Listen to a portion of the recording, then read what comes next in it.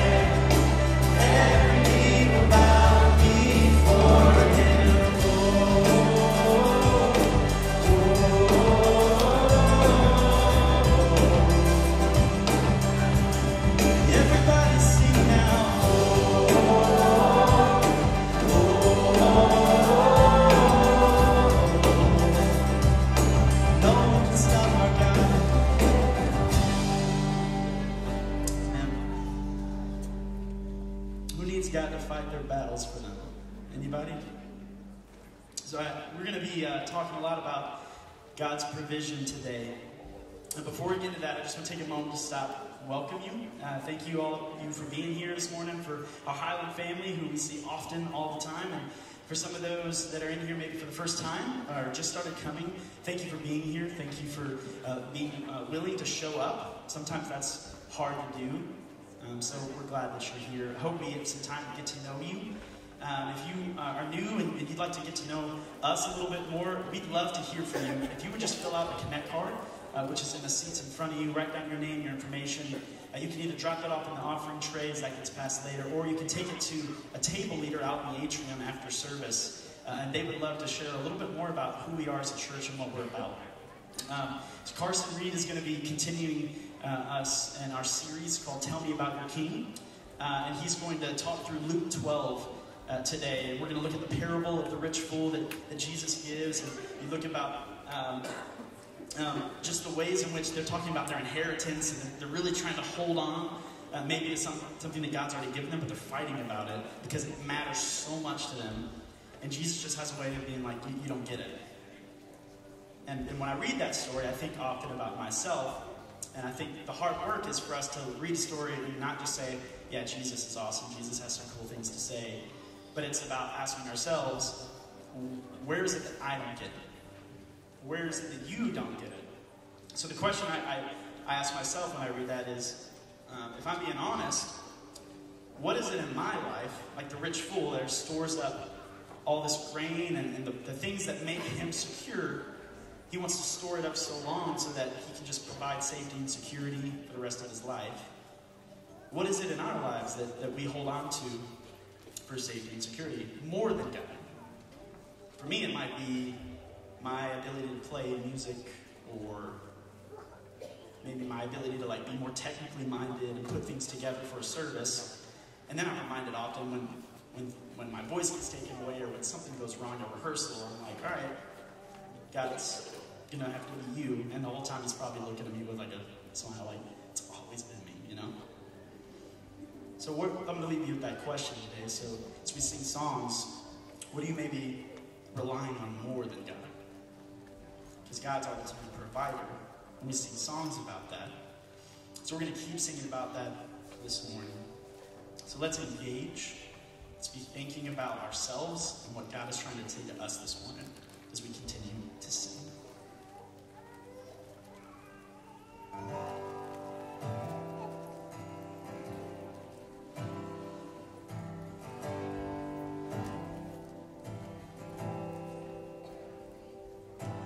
Rumors of the Son of Man, stories of a Savior, holiness with human hands, treasure for the trader. No ear had heard, no eye had seen the image of the Father, until heaven came to live with me. It'll rescue like no other. So with our voice, you are worthy, Lord. You are worthy of your name. You are worthy. You are worthy of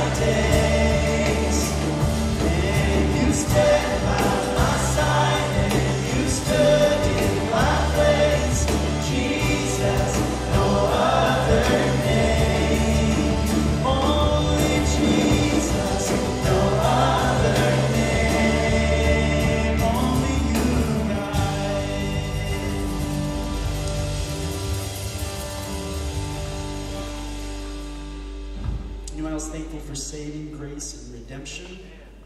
Yeah, me too. I'm going to ask you to read something with me here. It's good to read the Psalms together, so we're going to read. Let's read this. The Lord is my strength and my shield. My heart trusts in him, and he helps me. My heart leaps for joy, and with my song I praise him. The Lord is the strength of his people, a fortress of salvation for his anointed one. Save your people and bless your inheritance. Be their shepherd, carry them forever.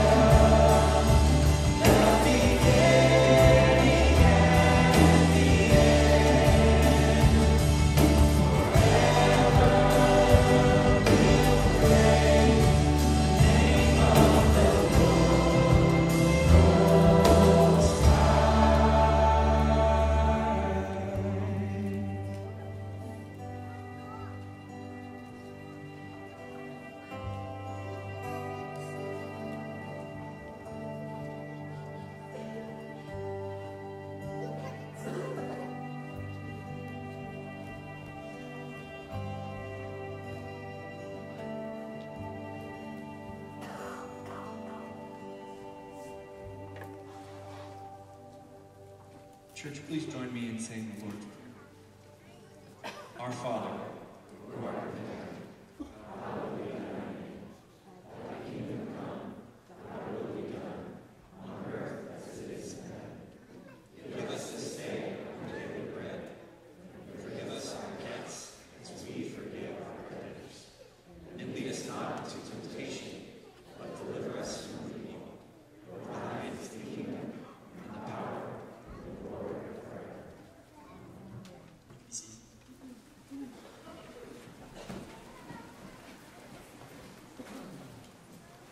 Good morning, church. These prayers have been shared with our elders, our shepherds, and our prayer team. That group has earnestly prayed with these up all week. So, Lord, our Father,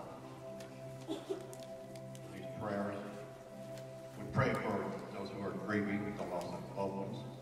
We pray also for those who are sick, homeless, and hungry. Lord, please give them cures, homeless, and food. There are many prayers asking for healing from cancer and other sicknesses, from alcoholism, drug abuse, physical and mental abuse. Prayers for those suffering dementia.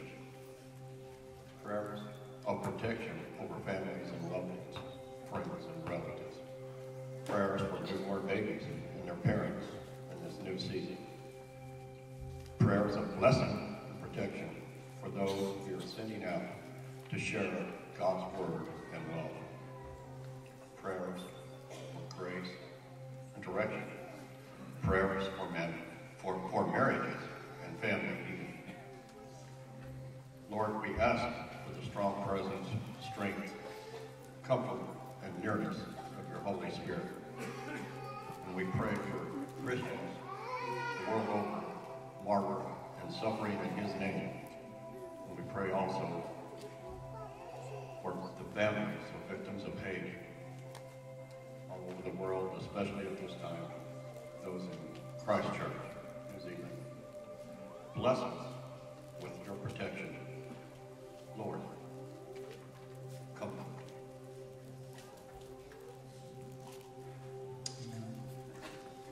So just as a reminder, every week we want to engage just in the middle of our service in a time of prayer together. And so we want you to engage in that time however you feel comfortable. For some of us, that is standing and singing. So please feel free to do that. So for some of us, it's remaining sat in your seat and then just thinking and praying. Maybe you're thinking through that question we asked earlier, beginning of service. Maybe you need to be praying over someone around you. For a lot of us, it's coming up around the auditorium and writing our prayers down on cards, like Warren just read. And again, those prayers go to our staff and our elders, prayer ministers, and people who just have asked us, can you send me those prayers? I'd like to pray over them too.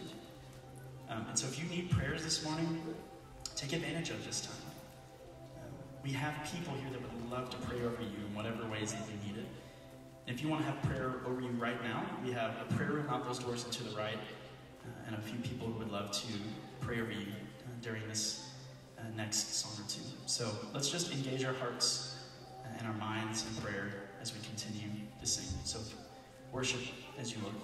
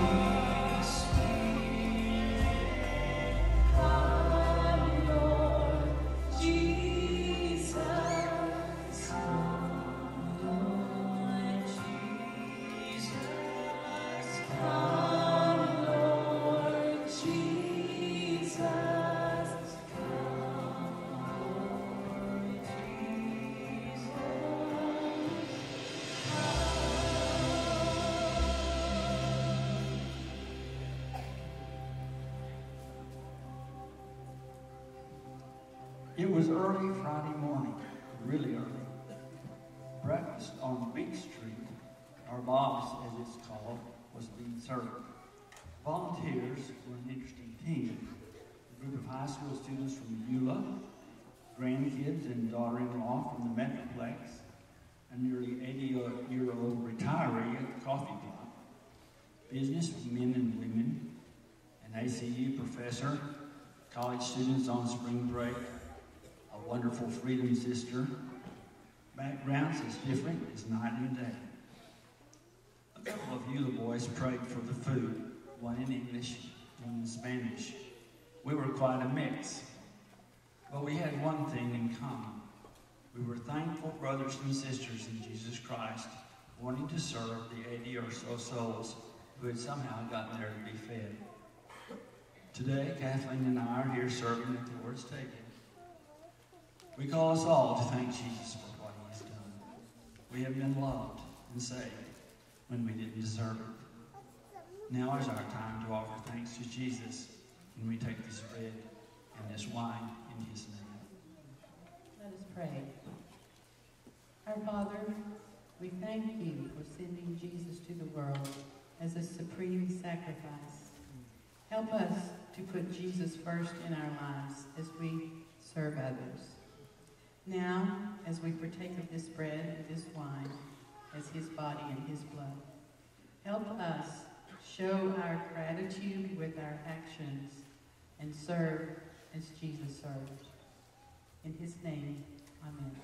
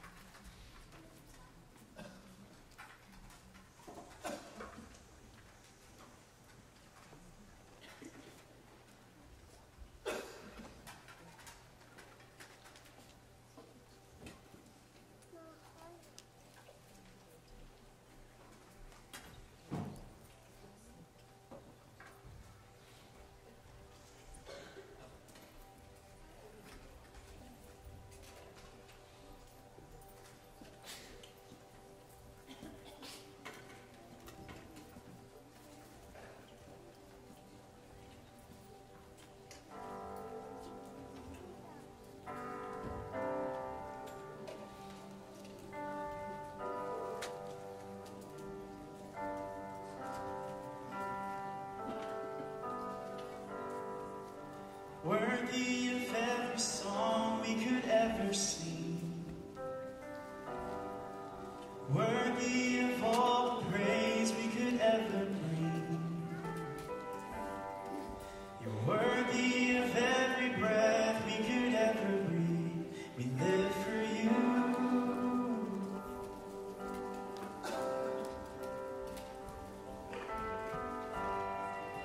Jesus, the name above every other name.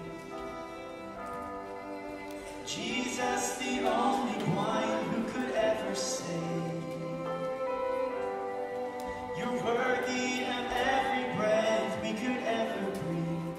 We live for you. We live for you. Holy, there is no one like you. There is none beside you. Open up my eyes in wonder. Show me who you are and fill me with your heart and lead me in your love to those around me.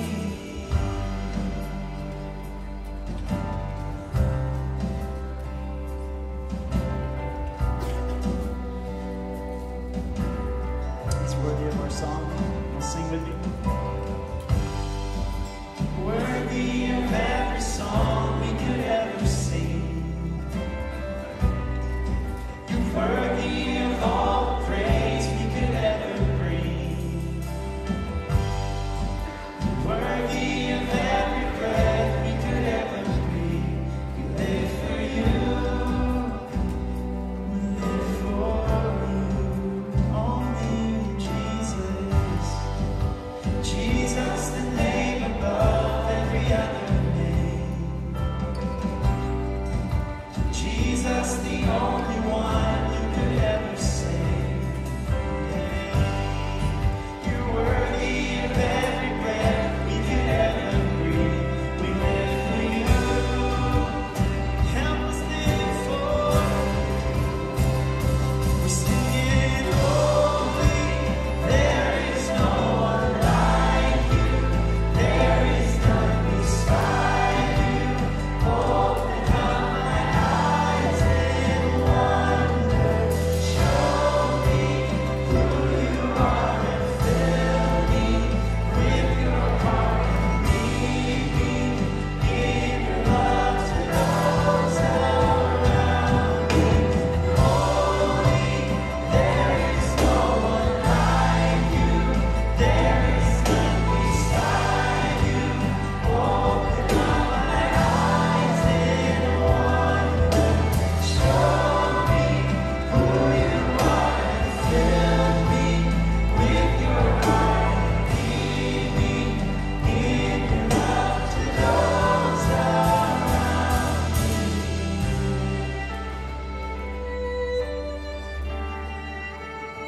Jesus is a firm foundation this morning, so we have power to sing over the enemy. So let's sing about how we're going to live.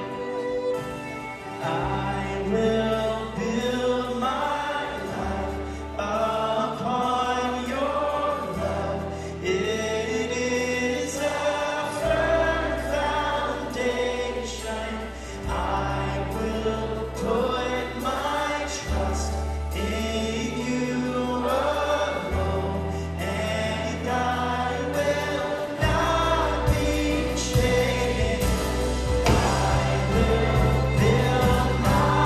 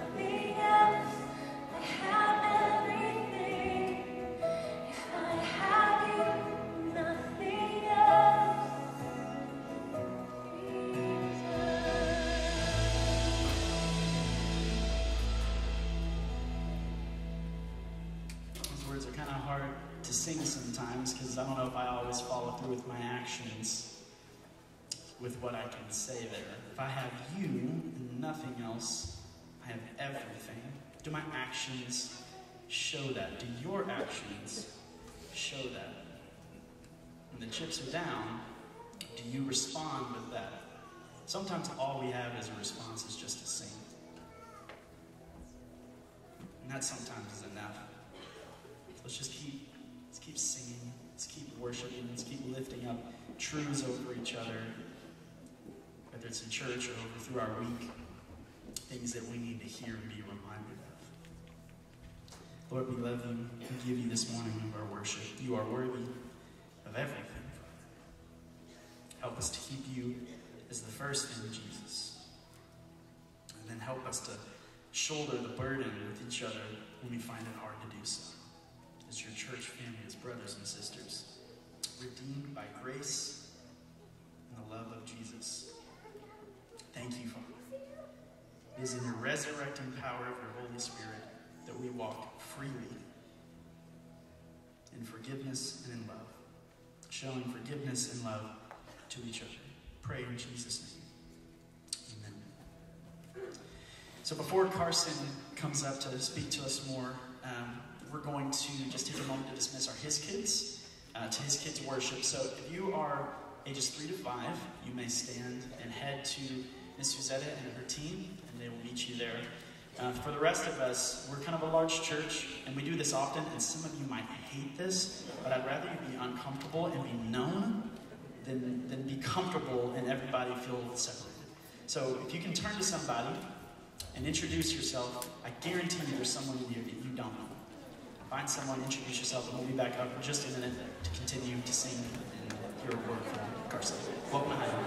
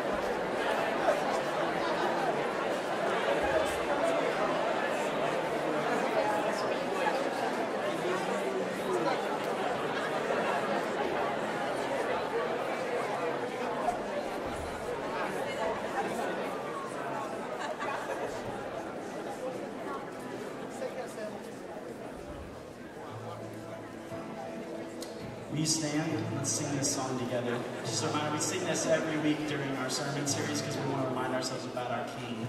So will you sing with us?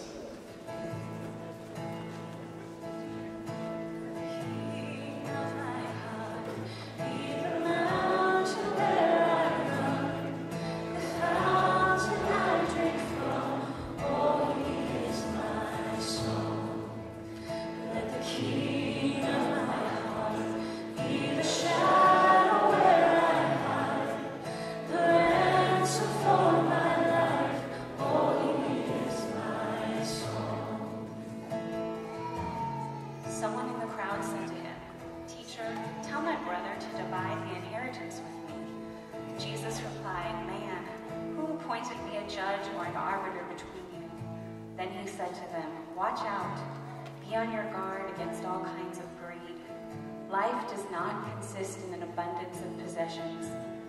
And he told them this parable. The ground of a certain rich man yielded an abundant harvest. He thought to himself, what shall I do? I have no place to store my crops. Then he said, this is what I'll do. I will tear down my barns and build bigger ones, and there I will store my surplus grain. And I'll say to myself, you have plenty of grain laid up for many years. Take life easy, eat, drink, and be merry. But God said to him, you fool, this very night your life will be demanded from you. Then who will get what you have prepared for yourself? This is how it will be with whoever stores up things for themselves, but is not rich toward God. Then Jesus said to his disciples, therefore I tell you, do not worry about your life, what you will eat, or about your body, what you will wear. For life is more than food, and the body more than clothes. Consider the ravens. They do not sow or reap. They have no storeroom or barn, yet God feeds them. And how much more valuable you are than birds. Who of you by worrying can add a single hour to your life? Since you cannot do this very little thing, why do you worry about the rest? Consider how the wildflowers grow. They do not labor or spin.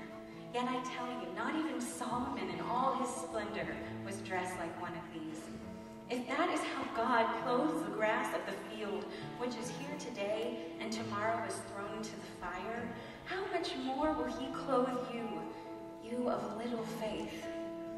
And do not set your heart on what you will eat or drink. Do not worry about it. For the pagan world runs after all such things, and your Father knows that you need them. But seek his kingdom, and these things will be given to you as well.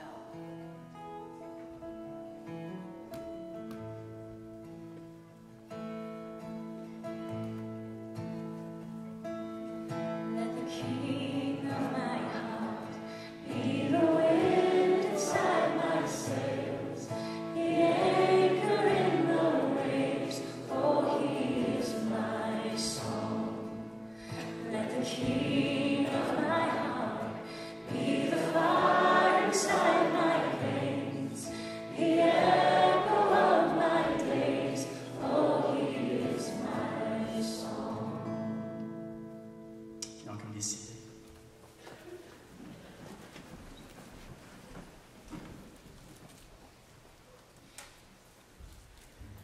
Good morning, Highland. Let's begin with a prayer this morning.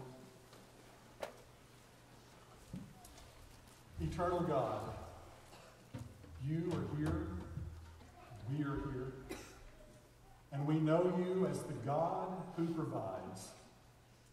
We know that language all the way back into ancient times when your beloved servant Abraham found a ram in a thicket and called you that term. And because of that, we can live our lives with hope and confidence as we gather in this space today. But we also know there are times when we doubt that. And we know, oh Lord, there are times when we witness things that cause us to wonder. And yet, we acknowledge that you are the God who provides. In this space at Highland, in the space on Beach Street where homeless people receive good breakfasts, and in some deep way, as deep calls out to deep, we know that you are present on the streets of Christchurch, New Zealand. But here we are today. You are here, we are here, and we're gathered around a text as we follow our King through the Gospel of Luke. And in these moments, as we listen deeply to this text and through my words, O Lord, I ask that you would teach us and lead us to know more deeply what it means to call you the God of all provision. To that end, O Lord, speak to us now. Through Christ we pray. Amen. Well, I've got to start with a delicate subject. And got to look here just to see. Oh, okay. A delicate subject. I need to talk about gas. I'm not talking about the kind of gas you may be thinking about. I'm talking about guitar acquisition syndrome. I'm talking about, picking up one here, or two. I was in Nashville just 10 days ago or so, and in the airport there was a big display of Gibson guitars, all shiny and new looking. And man, look at those guitars! If I could only have one or two more.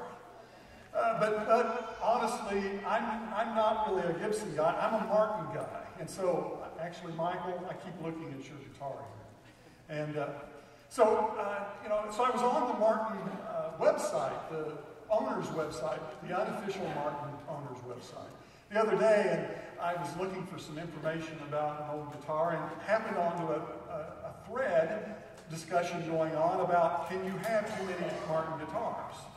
And so I thought, what's this all about? So I jumped in on this, and so some guy was saying, is it too much to have more than one Martin? And he was not talking about having, an old Martin and a new Martin, or a small Martin or a big Martin. He was talking about can you have more than one model of Martin? And the responses were amazing. People were saying, of course you can. Here's a photo of my collection of D28s. The same guitar. Here's one from 1945, and one from 55, and one from 65, and you got the idea. This guy, just guitar after guitar after guitar. And it makes me wonder about gas. And it makes me wonder about, can we just have too much stuff in our lives? Can stuff be a problem? But just this past week, in the industry of self-storage units, right? These self-storage units. There's an institute that does research on that whole industry, and they just reported this past week that in America today, 10% of all Americans have a storage unit. That might be some of you. 10% of Americans have a storage unit, and we're spending in America $38 billion, that's with a B, $billion a year on places to store stuff that we can't put in our own homes. Amazing. I just don't know how to talk about this hardly. How do we begin to reflect about the way in which we relate to stuff? In fact, I'd like for you to listen to a bit of a song here by an African-American group called Sweet Honey in the Rock. They get at this pretty well, this question about how we talk about greed. Let's listen. I've been thinking about how to talk about greed. I've been thinking about how to talk about greed. I've been wondering if I could sing about the greed. Trying to find a way to talk about greed. Greed is poison rising in this land. The soul of the people twisted in its command. It moves like a virus, seeking out everyone. Greed never stops, it's working never, never done. A creeping, choking, killing, invading everywhere. There is really no escaping greed's sneaky snare. I've been thinking about how to talk about greed. I've been thinking about how to talk about greed. I've been wondering if I could sing about the greed. Trying to find a way to talk about greed. It's insidious, isn't it? I'm thinking of Janis Joplin just a few days before she died, hit with a playful tune, oh Lord, won't you buy me a Mercedes-Benz? Because all my friends have got Porsches, and let's make amends. Everywhere we look, we see outcropping of the reality of possession and greed. And then we come to this text as we follow our King through the Gospel of Luke. We come to this text in Luke chapter 12 that we heard a moment ago, and it's really midstream in a series of teachings that Jesus is doing about commitments.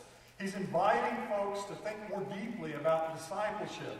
And in the middle of all of that conversation, one fellow just shouts out in the middle of the crowd, "Hey, teacher, get my brother to divide my inheritance with me." And I think, where did that come from? Well, I think anytime we begin to think about serious stuff, money gets to be a part of the equation pretty quick. Money sort of has a way of doing that. And Jesus is not willing to be pulled into that kind of conversation at all. He says, Lord, look, he says, I'm not going to be the one who stands as judge or arbiter between you and your brother. I'm not going to get pulled into the question about whose greed wins in this. Your older brother and his greed about taking all of the family estate, or your greed wanting part of the family estate. I'm not going there. In fact, he says, take care. Be on guard against all kinds of greed, for one's life does not consist of the abundance of one's possessions. Ouch. And then he tells this story. The story of the farmer. The story of a farmer who has a bumper crop. And it's an amazing yield that year. And I find the story striking because he has this great yield, and then he gets so in trouble so very, very quickly. And I keep reading the story. I keep looking for why is it such a problem for the farmer. I say that because I've done some farming in my life. For 10 years with my father-in-law, I ran a grain farm in Ohio. Now, I'm talking about a real grain farm. I'm not talking about having 160 acres of wheat in West Texas. I'm talking about generating 160 bushels of corn per acre on rich bottomland in Ohio. And I can tell you, having done that, that 1 year out of 4 is pretty good. If you can turn something, if you can make a profit in that 1 year, it sort of kind of guides you on across years 2, 3, and 4 in hopes that the market will be just, it's a risky business. And so when I read this fellow who's had a really, really good year, on the first blush, I'm not seeing where the problem's at. There's nothing here that speaks of greed. He hasn't done this in some illegal way. He didn't go over and farm his neighbor's land or harvest his neighbor's crops. What's the deal? As I look a little deeper, I see a couple of things that I think might be helpful to us. The first is, this guy is living in the first person pronoun a whole lot. Did you hear it when it was read a moment ago? What shall I do? For I have no place to store my crops. I will do this. I will pour down my barns and build larger ones, and there I will store all my grain and my goods. And then I will say to my soul, oh, soul, you have ample goods stored up. There's something about the way me, myself, and I, the unholy Trinity, shows up in this that might be a clue about how his attitude toward his wealth, his possessions, might begin to set up a little bit of trouble. And then there's the second thing. This is a little more subtle, but it's there, it seems to me. It seems quite clear to me that the problem that this fellow is having is not that he was concerned about the future. It's not that he wanted to build a bigger barn. It's not that he wanted to open up another portfolio of stocks. That's not the problem. The problem was that he thought by doing this work of building barns, he was securing his own future for himself. It wasn't thinking about the future. It was the fact that I can secure my own future. And in so doing, he has taken the work of farming or labor or work or business, and he's turned it into idolatry. He is the one in the center of it all. That's why Boston College philosopher Peter Kreeft would talk about it in this way. Now, he's using a $64 word for greed. He uses the word avarice, but I'll use his word here. Avarice is not desire as such for temporal possessions. It's the immoderate desire for those possessions. For it is natural to desire external things as a mean, but avarice makes them into ends, into gods. This is where this man meets his untimely end, in the twist of taking acquisitions and turning it into a god. And that can happen with stock portfolios, bumper grain markets, or even guitars.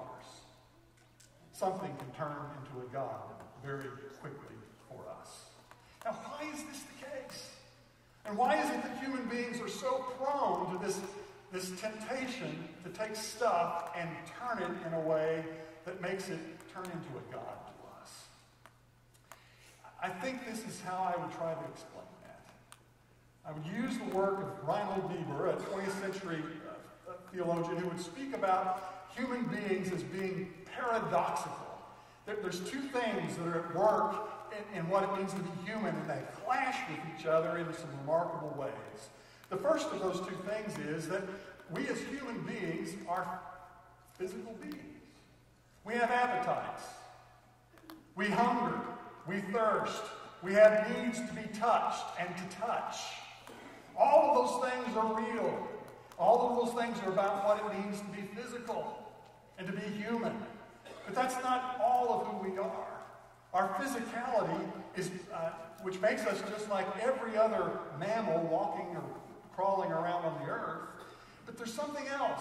This is that paradoxical nature that I spoke about a moment ago. It's the thing that we're not only physical, but we're also spiritual. We have this sense that there's something more to life than just this body. There's something more to life than just food and clothes and raiment, to echo our text today. And in that echo of those two things, the tension between those two things, we find the problem of greed. It's kind of like, since we're doing musical chairs this morning, it's like having two soundtracks in our head. It's like having on one side of my head an old Beatles song, Can't Buy Me Love, right? I'd buy you a diamond ring, my friend, if it make you feel all right. I'll get you anything, my friend, if it'll make you feel all right, because I don't care too much for money, because money won't buy me. Right? There is this reality that we know intellectually that there's more to life than money. Right? But on the other hand, another track is running, and I'm living in the 60s today, or the 70s, excuse me, with Pink Floyd. And they need to get a funky bass beat going, in 7/4 time, by the way. That old Pink Floyd song, Money. Get away, get a good job with more pay, and you're okay. Money? It's a gas. Grab that cash with both hands and make a stash.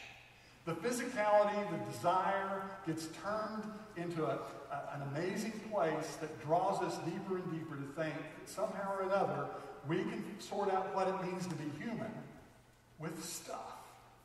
So in that tension, we find ourselves living. As Diogenes Allen would describe this, Princeton theologian, he would say, we are faced every day with the terrible temptation, the powerful pull of two forces, our need and enjoyment of things that are of this world, and our need for the good to be not of this world.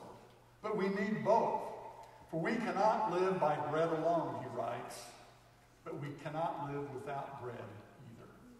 This is where the problem lies. It's in the vortex of these two realities that we get caught up in greed. Physicality, we need things, we desire those things, and yet we somehow or another get twisted or disordered in some way to think that somehow or another physical things, which we need, can somehow or another take care of something deeper about what it means to be human. And therein lies our problem.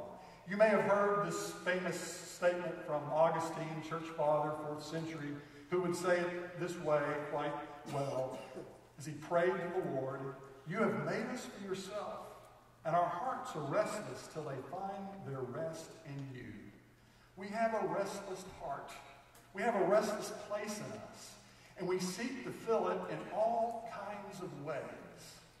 And all too often, we get into the deluded notion that physical things, stuff, mammon, money, will somehow or another take care of that thing that is missing inside of us. Those restless hearts. And so we're sort of like a bumblebee flitting around, wide-ranging, free-floating, and we just light on the first sweet-smelling blossom that comes our way.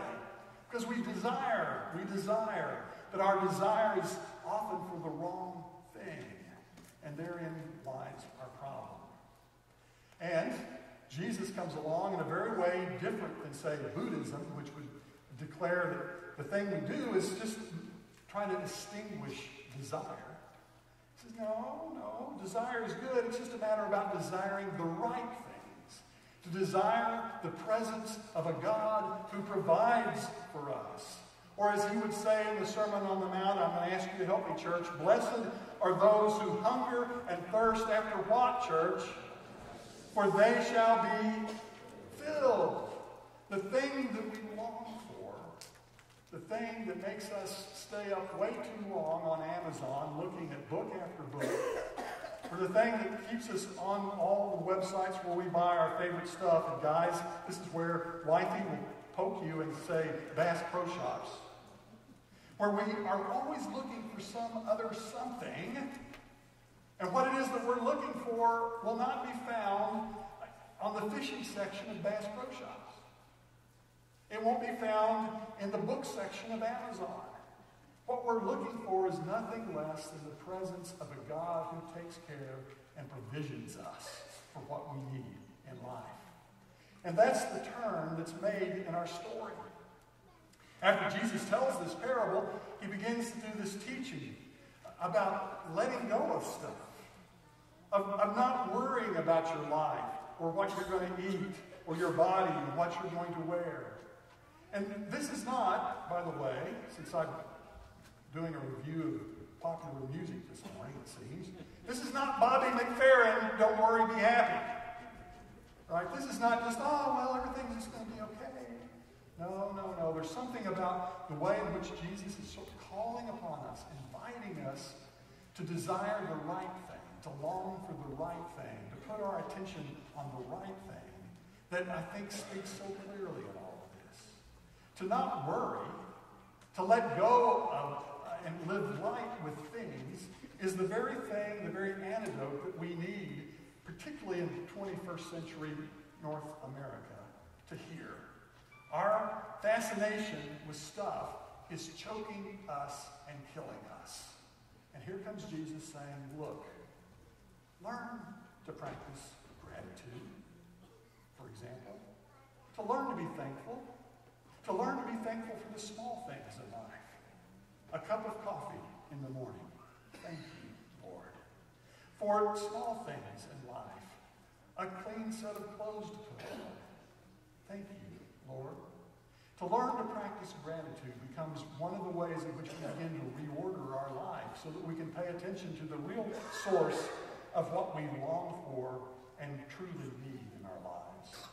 A sense of generosity, a sense of being grateful. We may need to practice a little bit of Sabbath keeping or disconnecting. This is Lent, by the way, a time of practicing a disengagement from things. I would encourage you to think about that more deeply. Working this past week on some stuff, I came across Nielsen Media Group that does all the work with TV.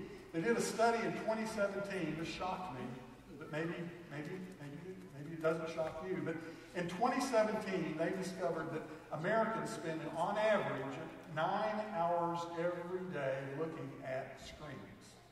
iPhones, these things, iPods, computer screens, TV screens, 9 hours a day. And if that doesn't scare you, then this next fact will.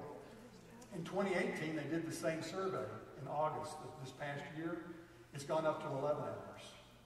11 hours a day. What would happen to the way in which we see the world if we could just disconnect a little bit from the places and the forces and the sources of so much discontent, so that we might find a time and a space to hear afresh the word of the God who provides to us? That might be helpful to us. It might help us if we would practice a little more simple kind of life. If we might be able to say, maybe I just don't need quite so much stuff.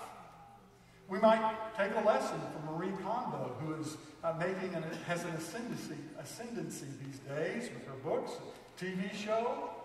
I'd simply say, yes, absolutely, but don't forget that Jesus was saying that some 2,000 years ago, right? What does it mean to disengage from stuff so that we might be able to engage more openly with the work of God in our world? And then, if I were to add for one more thing, two more things actually. This next thing might be helpful to some of us. It might be good for us to think about the things that we own and think about them not as things that we own, but the things that are on loan to us. That are on loan to us. That is to say, what if we began to have the mindset that I don't own stuff, I'm just a steward of those things. Loaned, not owned. That is to say, I have things, whatever it is, a car, a home, an apartment, a bicycle. These are things that I've been given for a season at a time. And how do I use it in such a way that actually blesses my life and other people's lives for the sake of God's work in the world? That might give us a little bit of distance to help us think about how we handle stuff. And then, finally, I would say, as I reflect on these words from Jesus, there's another thing that's working in this text that I want to call your attention to.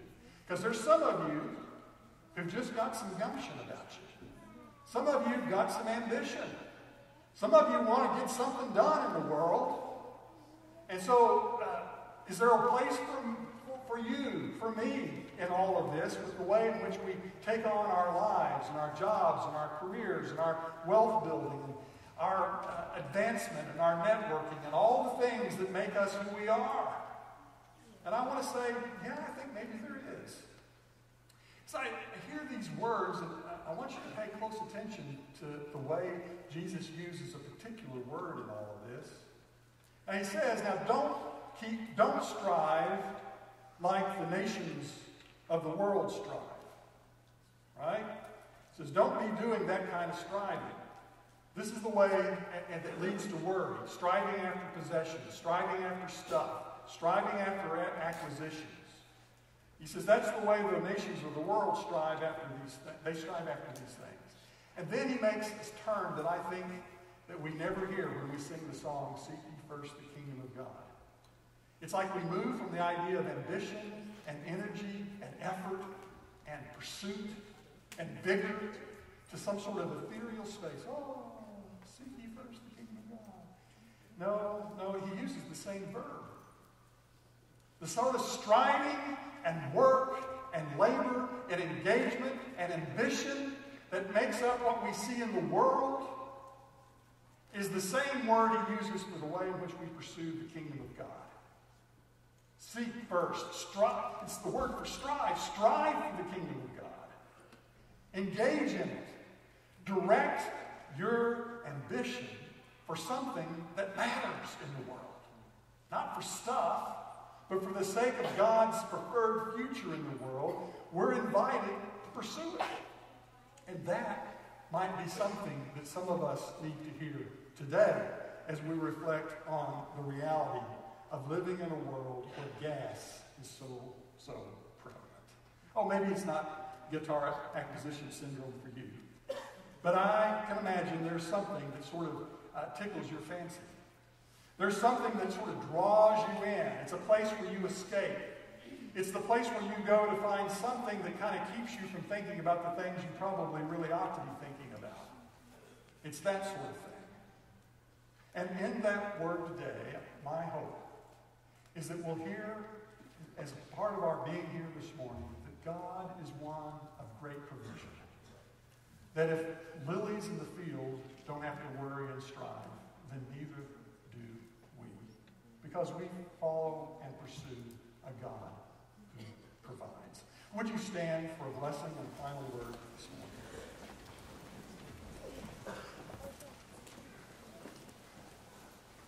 We are here today in the presence of the one who provides and the one for whom it is said that the Lord will bless you and he will keep you. And may he be gracious to you. May the Lord lift his countenance upon you and give you peace. Now, go and tell others about such a king.